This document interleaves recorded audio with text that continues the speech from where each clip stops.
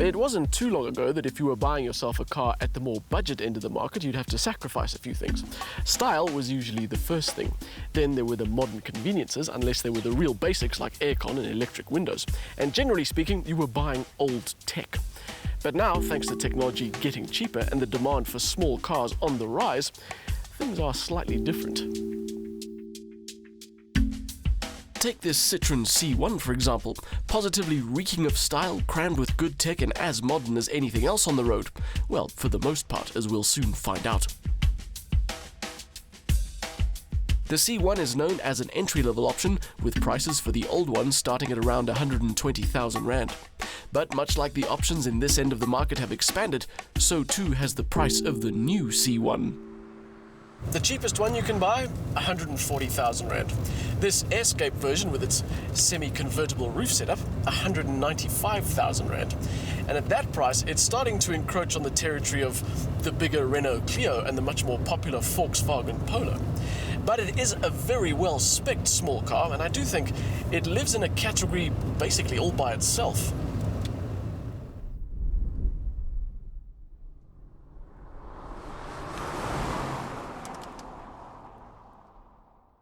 It's like it's underpinned by the same sort of idea and the same sort of price tag as the Fiat 500. These cars, let's call them super trendy super minis, offer plenty of good looks and charm and a decent measure of comfort, but it can be difficult to justify the cost when you park them next to bigger options at the same price. In the case of those two cars, their styling isn't universally popular.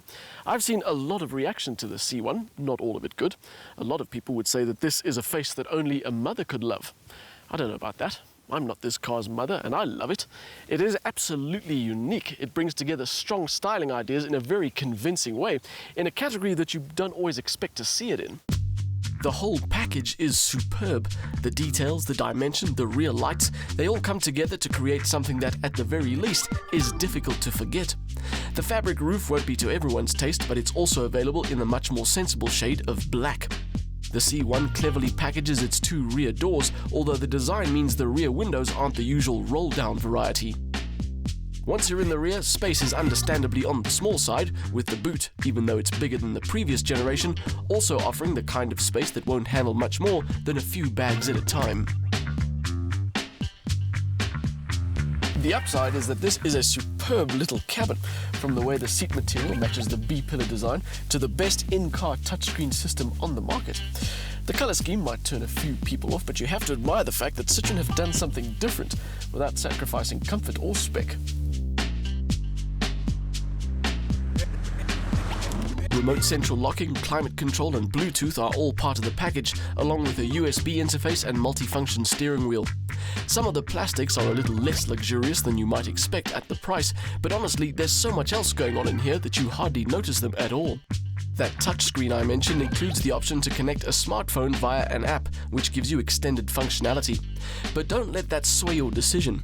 In a week of testing this car, I couldn't get any joy out of it, because a lot of what the system can do is dependent on what smartphone you use.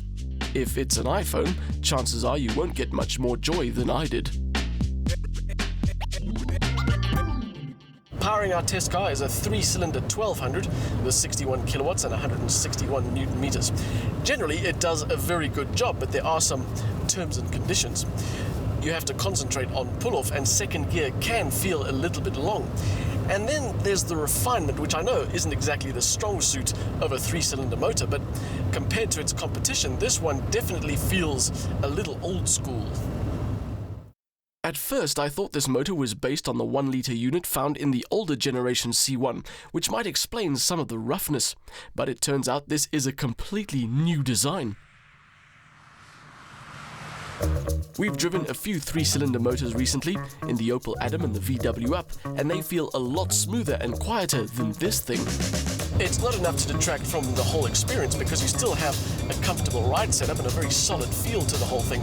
And besides, with all this designy bit going on in front of you, it kind of makes this car's idiosyncrasies fade into the background. Things like the fact that it has some pretty advanced tech, but no electric mirrors.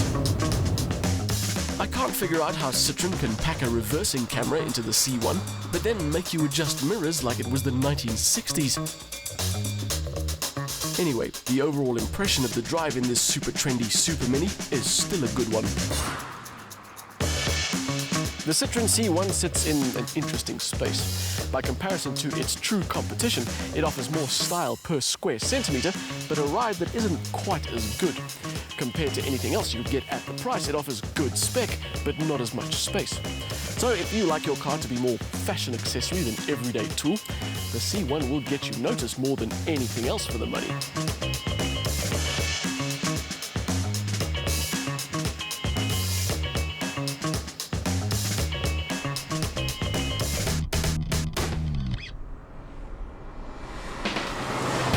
The 1200 motor has decent power but is a little unrefined even by 3-cylinder standards. The 5-speed manual is a good gearbox, although second gear can feel a little long. There's nothing else at the price that offers as much style and very little that can compete on spec alone, but it is an expensive option and not the best drive in its class.